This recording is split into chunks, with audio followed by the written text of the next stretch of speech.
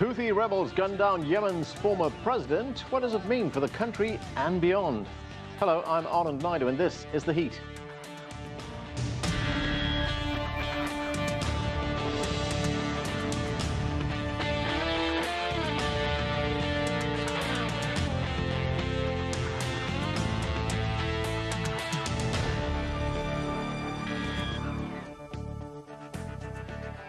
He was a dominant figure in Yemen, ruling the country for more than 3 decades before being deposed in 2012. But despite being out of office, Abdullah Saleh continued playing a key role in the country's ongoing conflict until his death at the hands of the rebel group he once supported.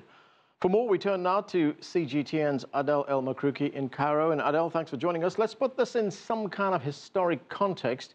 Firstly, what are the sources of this conflict in Yemen? Well, basically, it came as the wave of youth uprising spreading out through the region, starting from Tunisia, going to Egypt, and from there to Yemen and Syria.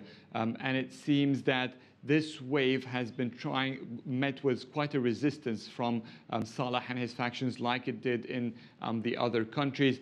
But somehow Saudi Arabia wanted to reach stability much quicker. It doesn't want to see a replica of the Arab uprising that was going on through the region in Yemen. So it has convinced Saleh to step down, bringing up his deputy, Abdullah Mansour Hadi, as president, with promises to the United States and the rest of the world that it will lead to free elections.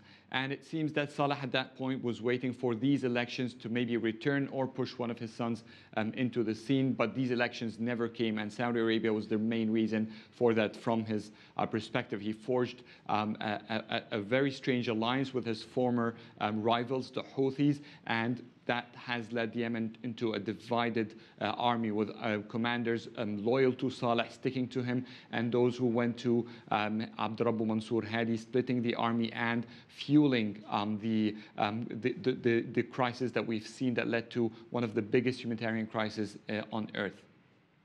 Now, Adel, as you point out, he formed an alliance with the Houthis, and Abdullah Saleh was killed 2 days after he publicly broke off ties with the Houthis. Why did that change, and what was behind the alliance in the first place?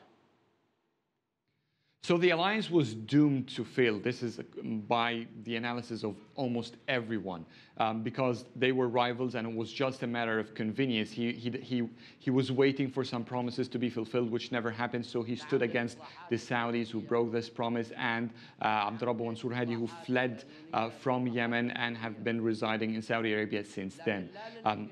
Once the break happened, it was a clear indication that there has been a change in the cooperation between Saleh and Saudi Arabia. He took an extreme position against the Houthis, trying to regain control over Sana'a, and also try to flip the battle from toward the Saudi-led coalition to the Houthis. And this was the point that seems that it was a pavement road for him to return back to power, or again, some of his allies. And the Houthis did not give up. They instantly turned their guns towards Saleh as well, and they have killed him in one of their attacks, as we all know. And this means that the fate now is quite vague. The Houthis now seem to be more powerful, gaining more grounds.